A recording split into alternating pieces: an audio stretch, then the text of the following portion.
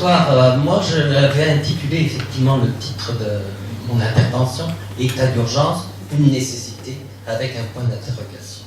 Parce que j'aborde ce sujet comme un simple citoyen militant dans une association plus que centenaire, la Ligue des droits de l'homme, où les militants ont pour base les principes d'égalité et de respect des autres.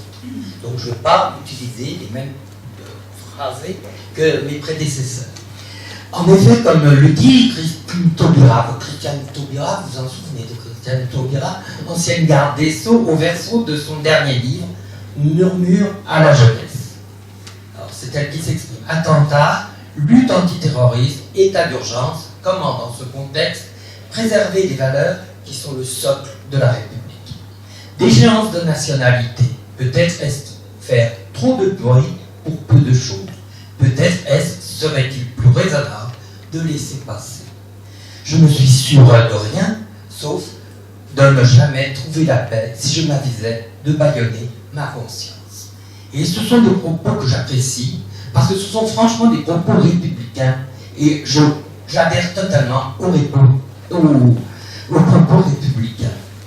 Nous sentons la disproportion qui nous choque aujourd'hui et qui nous laisserait penser qu'à la place de liberté, égalité, fraternité, les esprits rétrogrades voudraient plutôt le remplacer par état d'urgence permanent, inégalité et ce qui entraîne le communautarisme.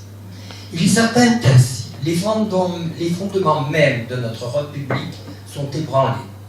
Il y a les réactions de l'État français qui ne veulent pas plaire à tout le monde. Pourquoi ? L'explication peut se faire avec plusieurs approches. Dès qu'un état d'urgence est prononcé, cela permet au préfet de donner des ordres de perquisition de jour comme de nuit. Si dans l'imaginaire cela doit être un lien avec les événements immédiats, dans le réel, une limitation des libertés. Dans un article publié dans Métropolitique le 3 février 2016, Pierre Tartakovsky, président d'honneur de la Ligue des droits de l'homme, développe dans un long article « État d'urgence, ascension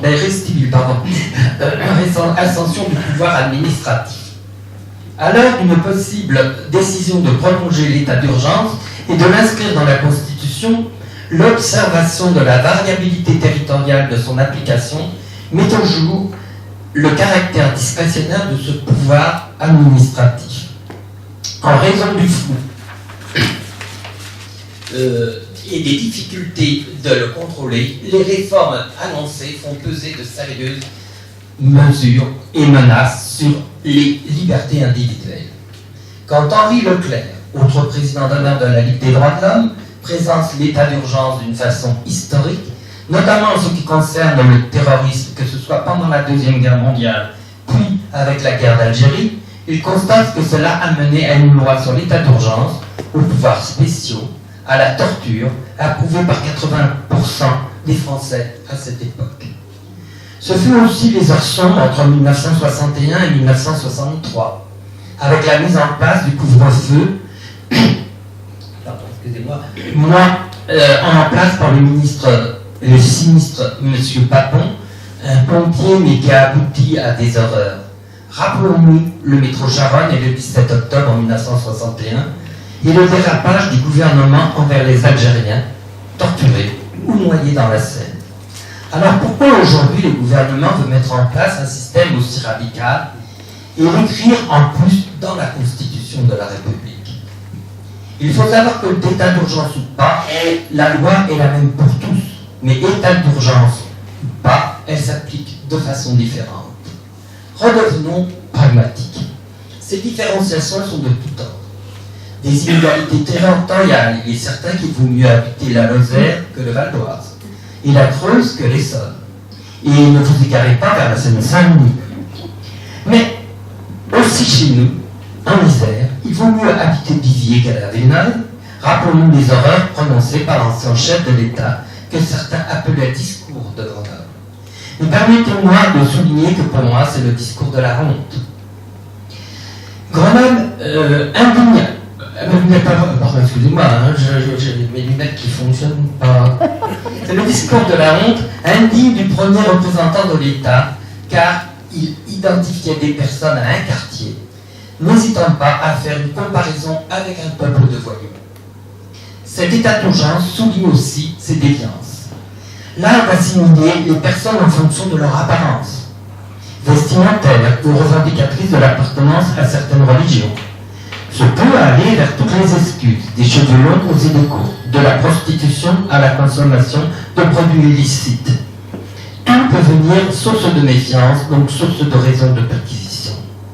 De l'adresse à la sécurisation sociale. Allons plus loin dans les dérives. Couleur non blanc, suspect. Autre que chrétien, suspect. Frisé, suspect. Rasé, suspect.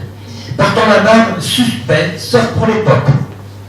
Ne s'appelons pas Dupont ou Martin, Hollande, suspect, Valls, suspect. Mais le défenseur des droits, Jacques Toubon, ne pense pas que cet état d'urgence soit nécessaire. L'accumulation des médias de faits divers, de même certaines personnes vivant sur notre terroir les identifient comme perverses et dangereuses. Qu'ils soient roms, érythréens ou d'origine d'Afrique, uniquement par leur apparence, et ce qui est étrange, les populations asiatiques semblent protégées. Pourquoi? Devrons-nous vivre dans la crainte, comme à Dresde, Varsovie ou Calais, où des forces grises osent maintenant se dévoiler? La Ligue des droits de l'homme et la Fédération internationale des droits de l'homme ont été le mercredi 23 devant la Cour de justice de la République pour porter plainte contre le ministre de l'Intérieur, Bernard Cazeneuve, concernant 5 personnes à signaler, comme on le disait tout à l'heure, sur les 3 300 000 qui ont été perquisitionnés dans leur domicile. 3 300 000. Ça fait beaucoup, c'est bientôt, hein. On n'est pas en 41. Bon, excusez-moi. Donc, et il y a tout un tas d'exemples qu'a donné l'avocat ici, tout à l'heure. En Isère, on en est où? C'est-à-dire que la préfecture de l'Isère ne souhaite pas répondre. On comprend Jean-Paul Bonnetin, le préfet, il est un peu gêné par les impairs qu'il a pu faire. Et le tribunal correctionnel de Grenoble a relaxé le 13 janvier 3 personnes qui étaient poursuivies pour détention de drogue, de munitions et d'armes. À l'origine des poursuites, les perquisitions administratives décidées dans le cadre de l'état d'urgence ont purement et simplement été annulées car considérées illégales par le tribunal. En conséquence, toute la procédure de ces actes judiciaires qui ont suivi sont nuls. Voilà ce que je voulais dire effectivement en tant que citoyen sur l'impasse dans laquelle nous nous trouvons. Alors, par ces lois qui sont prises en plus de ça par un gouvernement qui se dit socialiste. Et ça, c'est quand même assez inadmissible. Parce que où ça va aller si, par exemple, je sais pas, Mme Marine Le Pen arrive au pouvoir en 2017, il faut être conscient que jusqu'où on peut aller avec cette histoire de constitutionnalité de l'état d'urgence. Parce qu'on va vous arrêter, c'est ce que je disais tout à l'heure, parce que vous avez une barre, parce que vous mettez un ninja là-bas ou je ne sais trop quoi. C'est complètement inadmissible parce qu'on fait de l'inégalité. De l'inégalité par l'apparence, de l'inégalité par le lieu où l'on habite, mais aussi pour les religions. On a plus peur des musulmans, enfin pas moi, on a plus peur des musulmans que des chrétiens intégristes, qui sont habillés pareil. Regardez une bonne sœur et une femme voilée, c'est kiff-kiff. Voilà. Donc on va avoir effectivement de la retenue, et je suis très triste de savoir que c'est un gouvernement qui se dit de gauche, parce que moi je suis de gauche et je ne soutiens pas ce gouvernement.